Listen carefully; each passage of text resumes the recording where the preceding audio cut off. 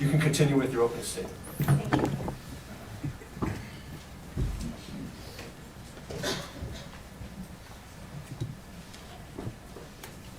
So we were talking about 3 o'clock, 3:15 that afternoon, the Border Patrol located Mr. Kelly, and they found him walking with his dogs, and he was carrying his AK-47.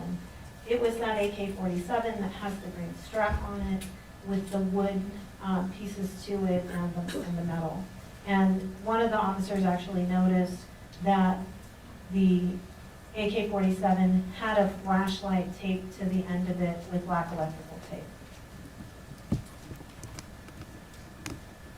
And during this call for service, the officers had all split up into separate teams. So they took 3 separate statements from Mr. Kelly during this time. And we'll go through those during the trial, but we're not going to go through all of them here today. This is the first statement that George Kelly gave about 3 o'clock or 3:15 to Deputy Castaneda. And Deputy Castaneda was the lead officer for the Sheriff's Department that responded to this first call for service that day. And what George Kelly told Deputy Castaneda is that he was standing in his kitchen, which is sort of in that red dot area on the house, and he looked through his kitchen. There's a wall between the kitchen and the living room, and it has like a cutout for a counter. So he looks through the cutout, and from the kitchen, through the cutout, through the living room, and out the living room windows, and he sees movement outside. He says that he sees 5 people running south from that view. Again, that's the living room windows. We looked at those pictures a minute ago. You're looking at the back of the house. And so you'd see the living room windows, the living room, that wall, the cutout for the counter, and then the kitchen island. And he was standing at that kitchen island. This is that other photograph. You see now why I included the photograph that was not a crime scene photograph that has other vegetation that showed that other door. Because this is a dark photograph and it's harder to see. But in this photograph, you can see both doors. You can see the door to the right, which is the door into the master bedroom, and you can see the door on the left, which is the door into the main living areas of the house. That's the door, circled in blue, that George Kelly came out that day. And on the left are those 2 kitchen windows. And what Kelly said he did was that he went to that east door, he grabbed his AK-47 that he keeps by the door, and he went outside, and he saw people were possibly carrying rifles. That's what he tells Castaneda during this interview. So we know this is different from what he told Agent Morcell on the phone. He told Agent Morcell they were too far away to tell, and now this time he says they're possibly carrying rifles. And then he goes on to say that he heard a single gunshot from an AK-47, and he believed that the people had encountered another cartel, and they shot at them to scare them off, and that's why he saw them running. He said he saw the people approximately 100 to 150 yards away from the residence, and that after that, he never saw them again.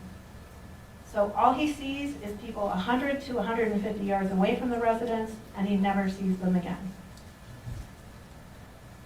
He says he walked back through his property to locate the people, but he didn't find them, and that's when the police arrived. He says, he tells Castaneda he believes there's way more of them than he saw out there, but he's just speculating. He doesn't really know or have any reason to make that speculation. He's just speculating. And Castaneda tells Kelly that if anything like that happens again, stay inside your house and call 911. And Kelly says something very interesting at that time. Kelly says he understands Castaneda's given him advice, but he's going to do what he had to do to protect his property. He was conscious of the consequences, and he would take responsibility for his actions. The deputy reiterated to him again, "Stay inside and call 911." Here's the important part about all of these 3 statements that he gave to law enforcement that day. He never one time admitted that he shot his AK-47. He never told law enforcement that anyone pointed a gun at him. And he never told law enforcement that he was in fear for his life at any point that day. The next thing that happens in this case is Deputy Morcell gets another phone call after law enforcement leaves that day. And that phone call comes in about 4:23 that afternoon. And Deputy Morcell, I believe, is already off duty at this point, and he takes the call from Kelly. And Mr. Kelly tells him that he's very thankful for the responsiveness and how quickly the agents got there, and he wants to meet up the following day to sort of debrief about what happened. And Agent Morcell will tell you that that's kind of a normal thing if there's some kind of border patrol incident, that the ranch liaison will go meet up with the homeowner. So that wasn't an odd request by Mr. Kelly that day. He said that during this phone conversation, Mr. Kelly just started rambling on during the phone conversation, and he was getting super excited about what had happened earlier that day. And then he started telling the story again about what happened, and he started sort of embellishing on what he told him earlier that day. He said he and Wanda were in the house, and they heard a gunshot. And now you'll hear this is different. Instead of hearing the gunshot when he's outside, he's hearing the gunshot from the inside. And we went out onto the porch. He went out onto the porch and he saw his horse running by. And Wanda saw it too. There were 10 people all loaded down with AR-style rifles. 10 to 15 of them had rifles. So this is the story at 4:23. And again, the agent will tell you that he was super amped up during this phone conversation, differently than his conversation earlier in the day. An hour goes by, and Jeremy Morcell misses a phone call from George Allen Kelly. And this is the phone call that he missed. Voicemail. Jeremy, this is Alan Kelly. You need to call me immediately. This is serious. Call me immediately. I can't say more over the phone. Bye. Then after that voicemail message, which Jeremy Morcell will tell you that was an unusual tone of voice for Mr. Kelly, he got this text message at 5:26, also saying, "Call me immediately." Agent Morcell, about 5:35, at this point he's off duty, he's actually at the gym working out, and he just didn't hear his phone ring when he called the first time. He didn't catch the text message. And he happens to walk over and notice that he's missed a text and missed a call. And so he tries returning Mr. Kelly's call. They kind of play some phone tag back and forth. They're both trying to call one another. Eventually they connect on the phone, and there's another phone conversation at 5:35. During this phone conversation, Mr. Kelly's demeanor is completely changed. He's evasive, he's nervous, he's scared, and his demeanor is totally different. He's a totally different person. During that fourth phone conversation, Kelly says, "This is worse than you can imagine. This is bad." And he just kept repeating that. Morcell then offers to him to send out the sheriff's department and the border patrol. And he tells him, "Just tell me what's happening so that I can tell folks what you need." And Mr. Kelly tells him,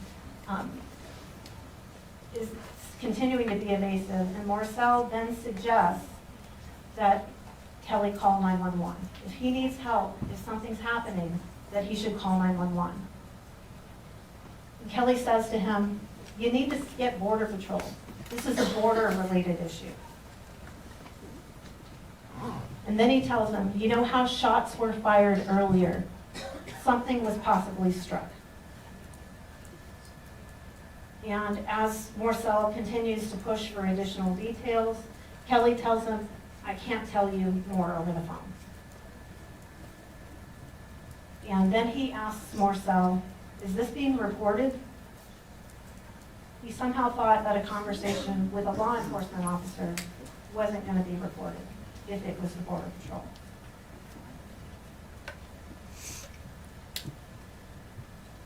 So Mr. Kelly did not take Agent Morcell's advice. He did not call 911.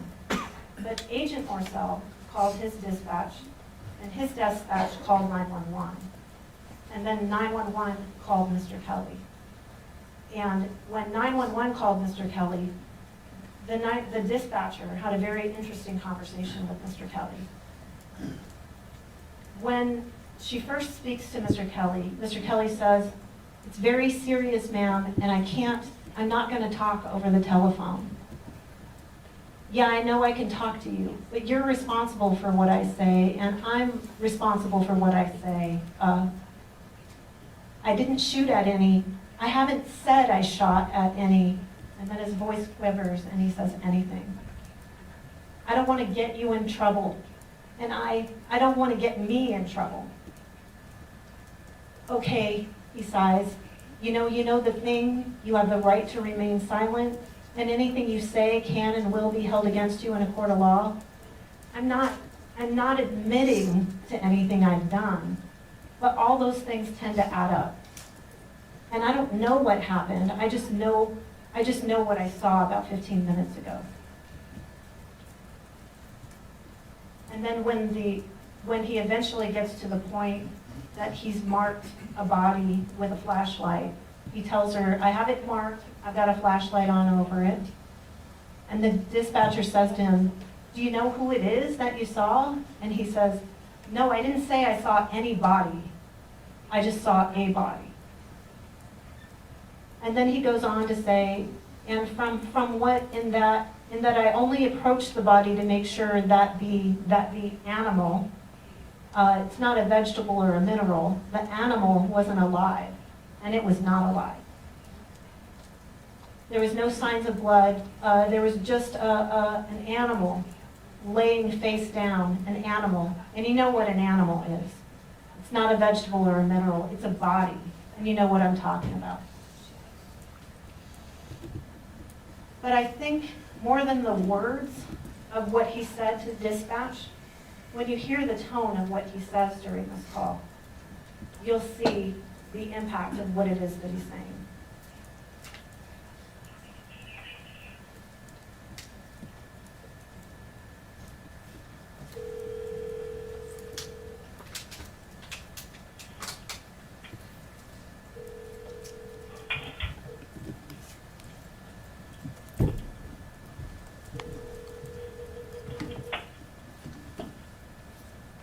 Hello? Hi, sir. I'm calling from the Prosecution County Sheriff's Office. Yes. Hi. I'm just calling because we received the report from Border Patrol. Yeah. So I'm just calling to get more information. So what happened? You're going to have to send an officer out here. Okay, what's going on? I can't. I'm sorry? It's very serious, ma'am, and I'm not going to talk over the telephone. Okay, I understand it's serious, but I need more context in order to send a deputy. Okay, fine. It's going to be, Go ahead, well, you can talk to me. What's going on? yeah, I know I can talk to you, but you're responsible for what I say, and I'm responsible for what I say. Can you give me a little context of what happened? What's going on? You told us that I'm not you shot at I'm- something. What did you shoot at? I didn't shoot at I haven't said I shot at anything. Okay, well, that's what Border Patrol told us, so that's what I'm just asking you. Yeah. Y'all guys, the Nogales Sheriff Department had 4 or 5 guys out here this afternoon investigating a Border Patrol drug running incident. And I don't know if I can't remember the officer's name. There was two gentlemen and two young ladies, Mhm. maybe third. And do you know who I'm talking about? They came out to 100 Willow Cross Circle. You mean for my deputies, correct? And yeah, they were Nogales. Yeah, I'm aware of what happened earlier. Uh-huh. You're aware? Okay, then they're aware of what happened, and I don't want to get you in trouble, and I don't want to get me in trouble, but I don't want to break the law or anything like that. So what I'm telling you is that we need a sheriff deputy out here, 100 Willow Cross Circle, immediately, and that's all I can say, ma'am. Okay, is anyone hurt? I need to know because if someone's hurt, I need to send an ambulance too. There's no.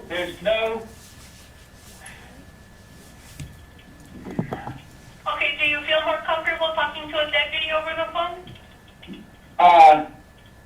Well,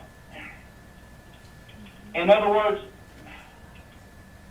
okay, you know the thing. You have the right to remain silent, and anything you can, I understand. anything you say can and will be held against you.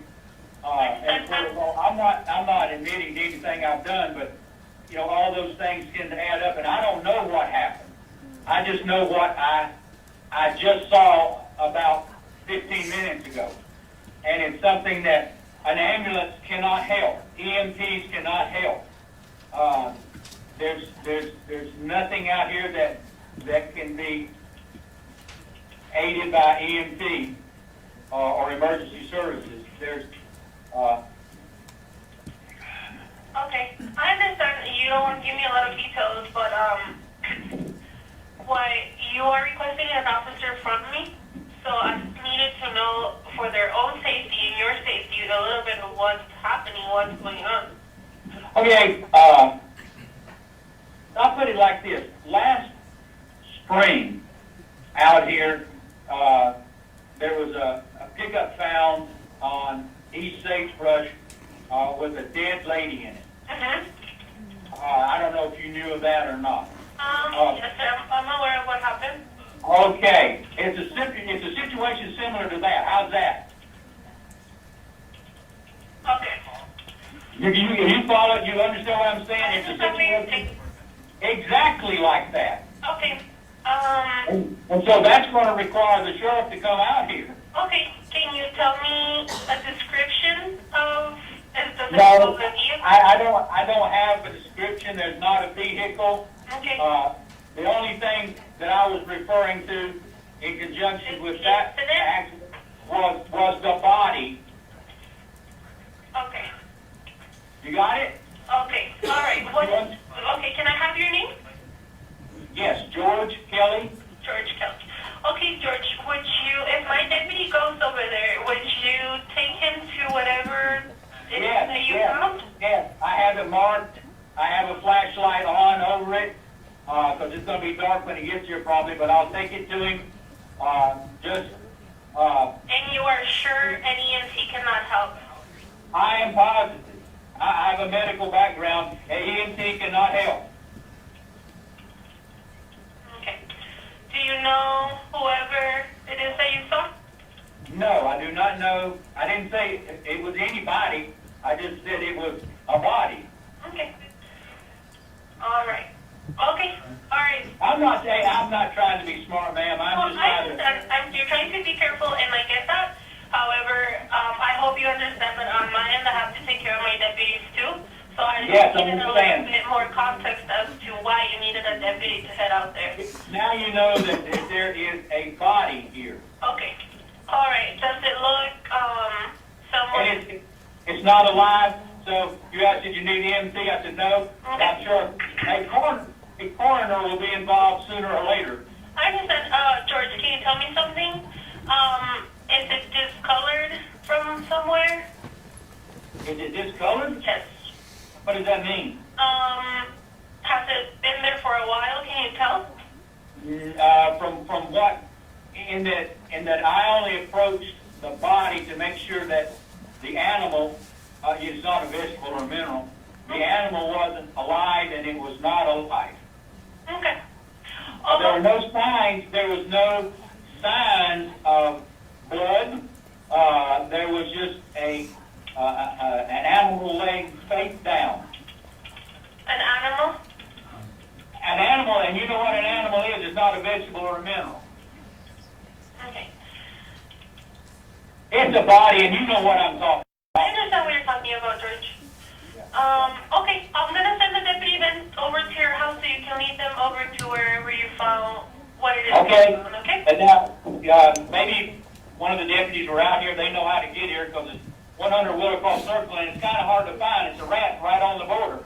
So I have one of my deputies that responded earlier going over your way. That's good. You do that. They know how to get here, and I'll have the gate open. Okay, sounds good, George. Thank you. Thank you for I appreciate your help and your patience, and I'm sorry if No problem. I understand. Okay. Okay. Bye. Thank you. Bye. Bye-bye. It was just a few minutes after that that the first deputy arrived for this second call for service. And that was Deputy Rafael Lopez. And Deputy Lopez had responded to the scene earlier in the day, but he was one of the later deputies. He was that later deputy who got there after really everything had finished up earlier in the day. And what Deputy Lopez did when he got there was he turned on his recorder. And he recorded, as soon as he arrived at the scene, for a few minutes of what George Kelly was reporting to him. And this is that recording. I'm afraid somebody had shot, you know, some of the, there was a shot fired, and I didn't know what it was about. Okay, so I went out to get the horse, I always bring him in and feed him, put him in another pasture. I went out there to get him, and y'all guys, you weren't over here? Yeah, I was here. Y'all walked all over that, and the border patrol walked all over. And maybe this happened after you left. I don't know. There's a body right now, and I don't. Yes. About fresh. I didn't, as soon as I saw it, I backed away from it. The line flips face down. It's dead. The body is the person.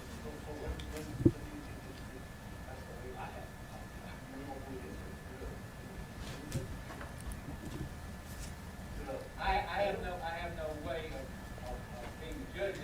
He was a mule. You know what a mule is? It's a drug runner. He has a pack on him, a small pack on him.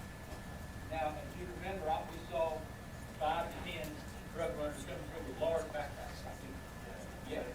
He did not have a large backpack on him, but he has a small, and he's in tan here and camo. And, so, as soon as I found him, getting right back to the call, I called Border Patrol because they were the first ones I called. Because I didn't really know how to call you guys. So I called Border Patrol, Jerry Morissette, he called the Border Patrol agent, and he said they're gonna call the sheriff and they'll send someone out there. Then your secretary or dispatcher, I suppose, called me. I was on the phone with her when you drove up. Okay. And she said he's coming out right now. What happened? I have no idea. I have no idea. I have no idea. And you know, if you were me, you got no idea.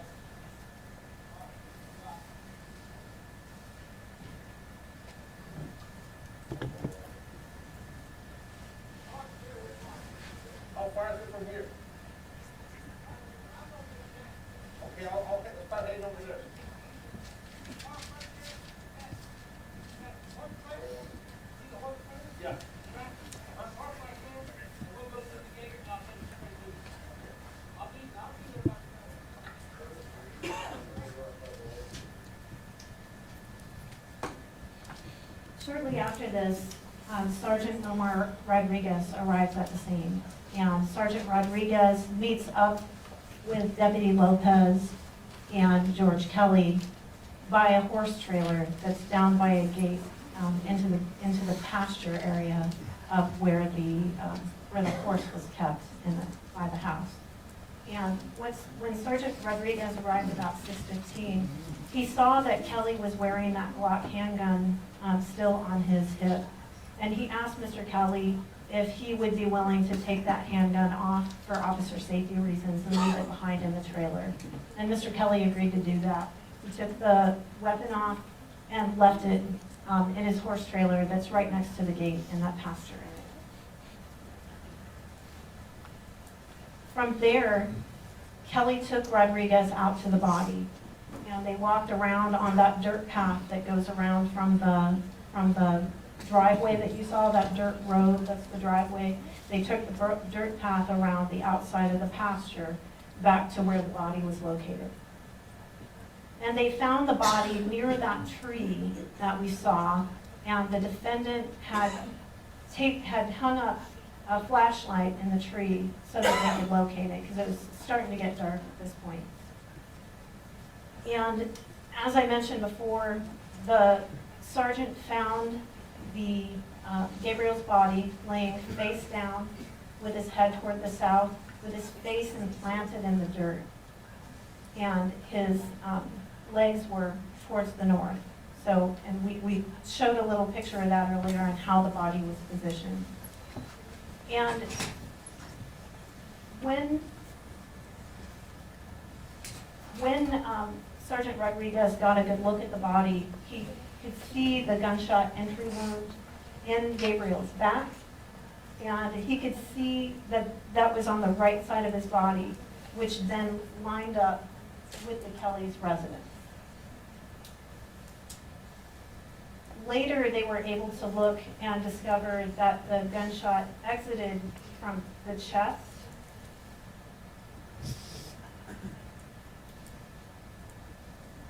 He made a number of other observations about the body. He saw that there was no pulse. The extremities were cool, but the torso was still a little warm to the touch. He looked around the area because of the story that Mr. Kelly had about these other people and things of that nature.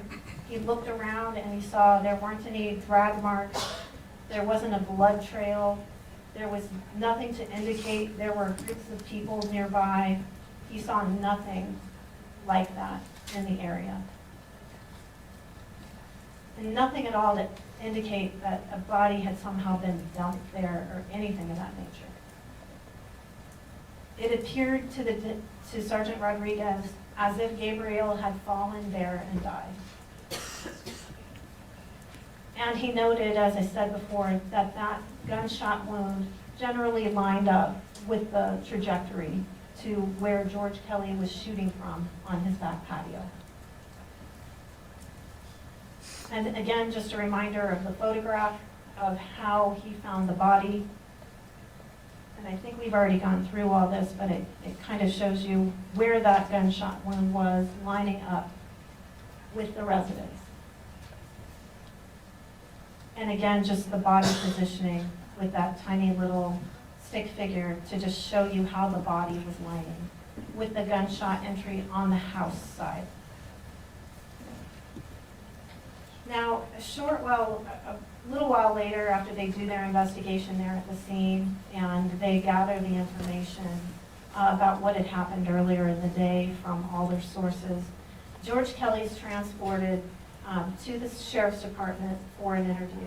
He's read his Miranda rights, and a video interview is conducted of him. And this is the still shot from that video interview that happened about 8:29 p.m. that night. So we're talking maybe 6 hours after the homicide.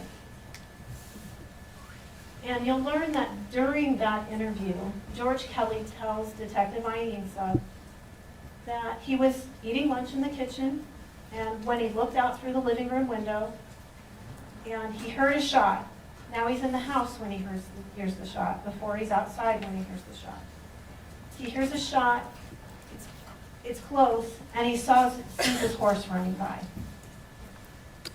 He says about 100 to 150 yards out, he sees men running with tan shirts and pants with a full brown, big, solid backpack on. He then clarifies that he saw them, and then he heard the shot after he came outside.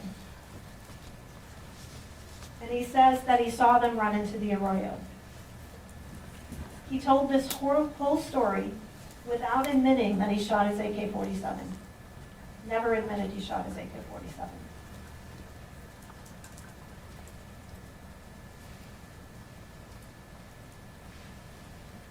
It was about 30 minutes into the interview, and after Detective Ainsa pressed him about conversations that Kelly had earlier with Agent Morcell, when George Kelly finally admitted he shot his AK-47 that day.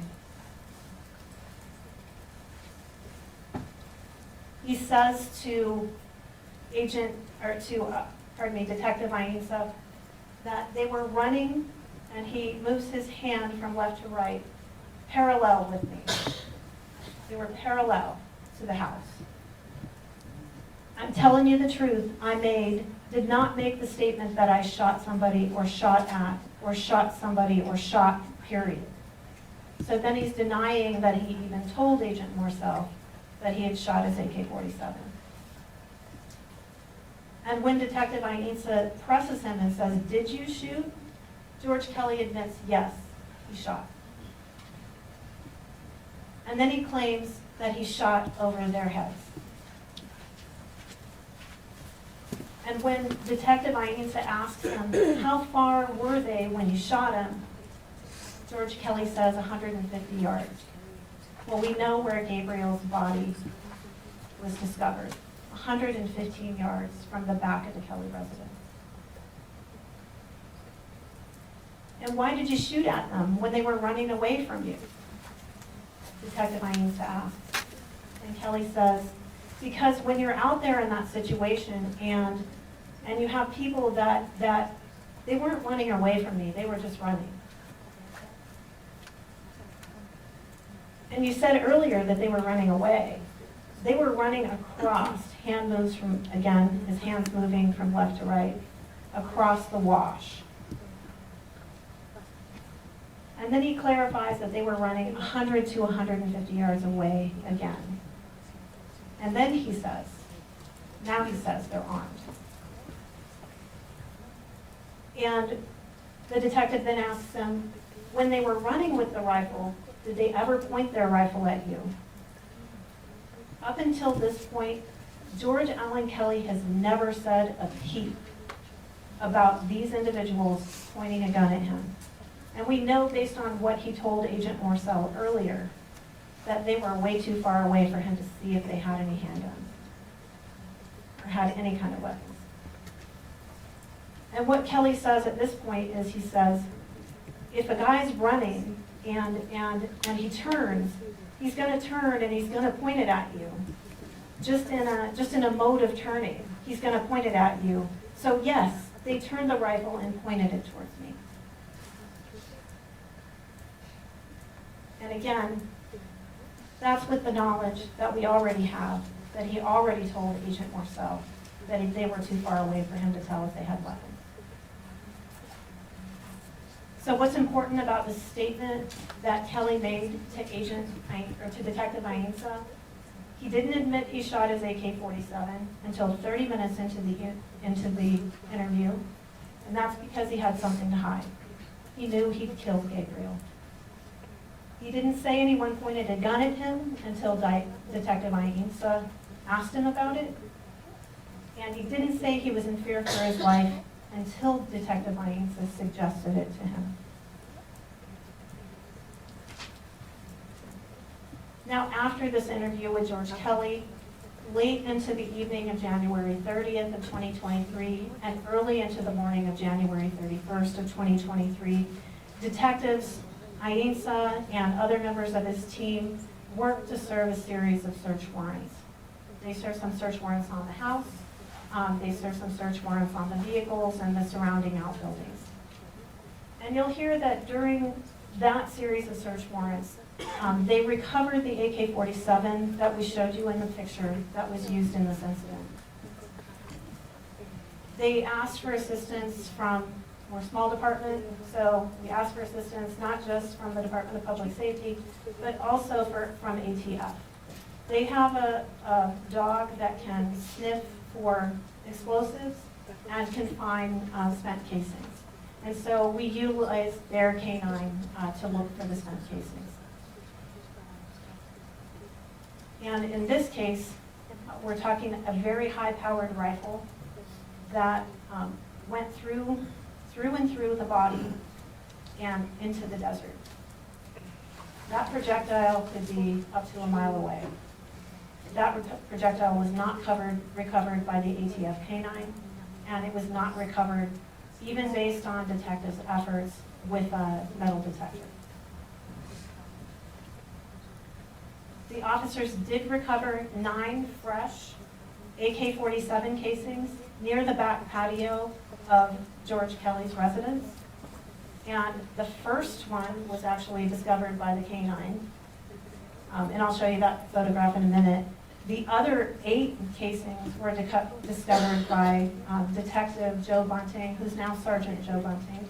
He found those looking during the daylight the following morning. And with him, he also had a metal detector, I believe.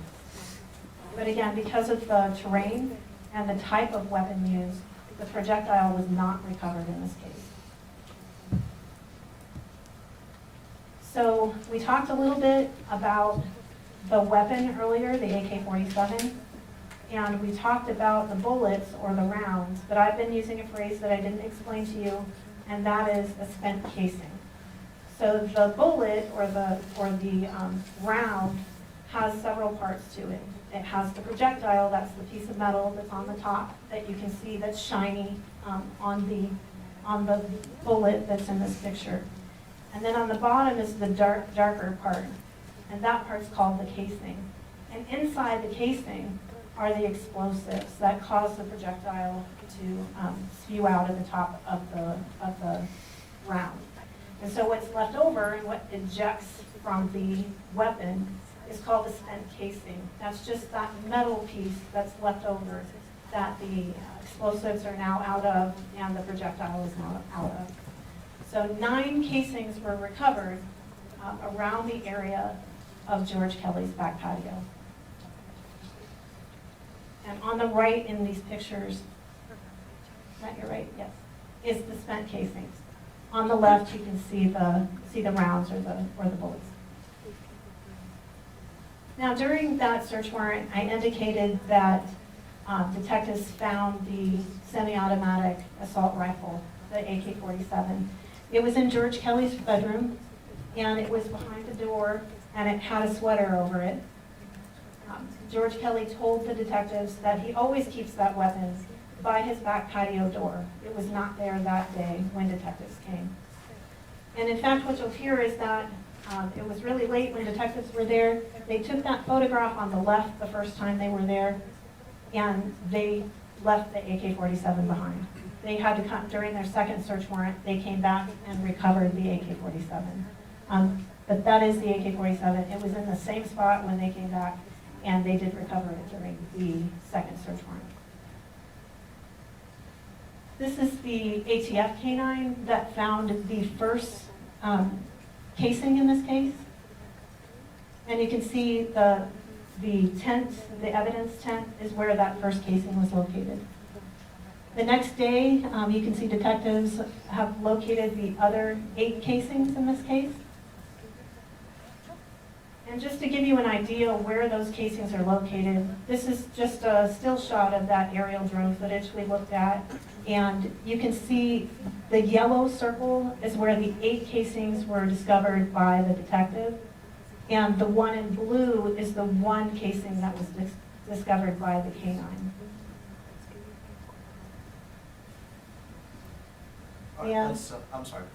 It's almost noon. Let's break for the lunch hour. I don't have any additional information.